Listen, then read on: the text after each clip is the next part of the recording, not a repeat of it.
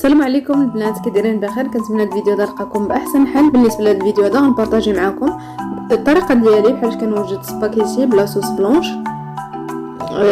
بالكريمه. طريقه سهله، تبعوا معايا الفيديو من الاول حتى الاخير. بالنسبه للمكونات انا غنخدم وفي نفس الوقت غنقول لكم باش خدمت. ناخذ سباكيتي القدر الكافي اللي بغيت، ديال جوج لي بيرسون، ديال جوج الناس. غناخدو وغادي نسلقو، نديرو معاه شويه ديال الزيت، شويه ديال البزر، شويه ديال الملحه، نخليها حتى تسلق ومن بعد كنصفيها وكنخليها. غناخد لادان مربعات صغار كنقليهم في الزيت حتى كيتحمروا، حتى هما كنديرهم فواحد الزلافه. كناخد هاد البصله هذه الخضاريه ولا بصله عاديه حتى هي كنقطعها كنشلضها وكنديرها تحمر في نفس المقله، ما نحتاجش نغسل المقله. كنحمر هذيك البصله صافي وكنحطها حتى هي في شي طباسيل ولا شي زلافه باش يبقاو المكونات قدامي. من بعد ما حمرت هذيك البصله هاو المكونات قدامي، كناخذ حتى المعدنوس كنقطعو بحال هكايا بالهاشوار.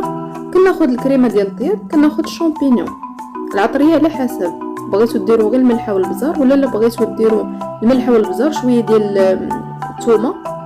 انا عندي العطريه مخلطين فيهم الثومه وفيهم الحبق، هادو بغيتو تزيدوهم هي هذيك، ما بغيتوش تزيدوهم كيبقاو اختياريين. كناخذ الكميه اللي غتكفاني انا، مثلا انا جوج الناس كتكفى جوج الناس، كناخذ عليها فوقها البصله، كنزيد الشامبينيون، كنزيد هذاك لاداند، كنزيد البصل الملحه مع البزار، وانا زدت شويه ديال الثومه وزدت الحبق. كنخلطهم مزيان وكنخليهم حتى كيتجانسوا مع بعضياتهم.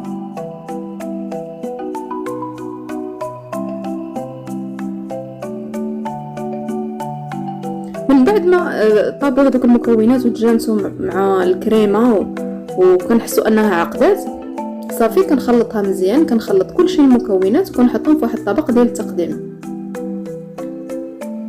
الشكل النهائي ديال الطبق ديكوريتو انا بشويه ديال المعدنوس. تقدروا ديروا ليه الديكور عاوتاني بالوريقه ديال الحبق، كيبقى الديكوراسيون على حساب شنو بغيتو نتوما. صافي حطيته في هذاك البلا، زوقته. الشكل النهائي ديالو هو هذا. كنتمنى انه يعجبكم. الى عجبكم المحتوى اول مره تشوفوا القناه ما تنسوش الاشتراك، تفعيل زر الجرس باش يوصلكم اي حاجه نحتاج لكم جديده. الى فيديو اخر ان شاء الله. السلام عليكم.